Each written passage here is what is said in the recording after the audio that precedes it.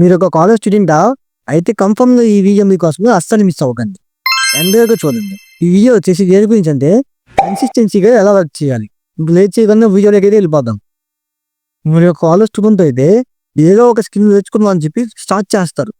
ఒక 2, 3 వీడియోస్ అయితే చూస్తారు. తర్వాత ఇంకా ఆగిపోతారు. ఆటోమేటిక్‌గా ఇంట్రెస్ట్ రాదు. అసలు ఆ ఏం చేయాలో కూడా అర్థం కాదు.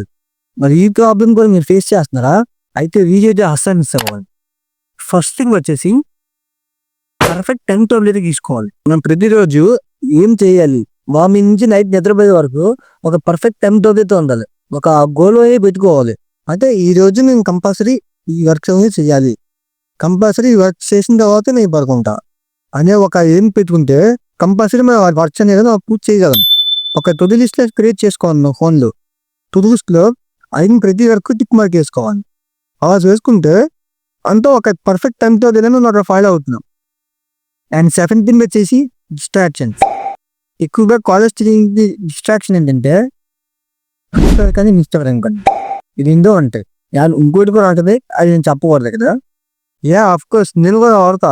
ఇన్‌స్టాగ్రామ్ వాడతా, ఫ్రీ ఫైర్ వాడతా. ఒకప్పుడు బీభత్సంగా ఆడేదాన్ని.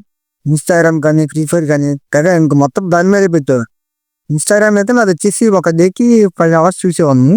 రోజుకి ఇన్‌స్టాగ్రామ్ మీద ఫోకస్ పెట్టేవాడిని. అంటే నేను ఇంక ఫోన్ ఓపెన్ చేస్తే చాలు ఇన్‌స్టాగ్రామ్ కానీ, ఫ్రీ ఫైర్ కానీ ఇంకేదో ఓపెన్ చేసేవాడిని కాదు. ఆఖరికి యూట్యూబ్ కానీ, వాట్సాప్ కానీ అసలు ఏమీ వాడేదాన్ని కాదు. ఓన్లీ ఇన్‌స్టాగ్రామ్, ఫ్రీ ఫైర్ ఈ 2 వాడేవాడిని.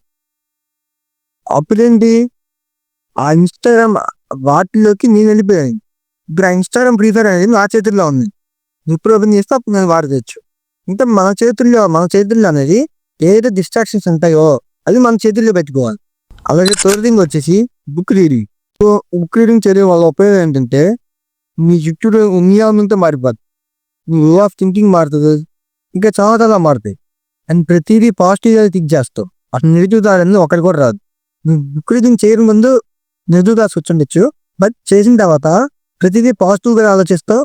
అసలు నీ చుట్టూ ఎన్విరాన్మెంట్ మార్చగలవు. మరి ఇలాంటి యూస్ఫుల్ టిప్స్ కోసం మన ఛానల్ సబ్స్క్రైబ్ చేసుకొని పక్కన ఉన్న బెల్ ఐకాన్ని యాక్టివ్లో పెట్టుకోండి.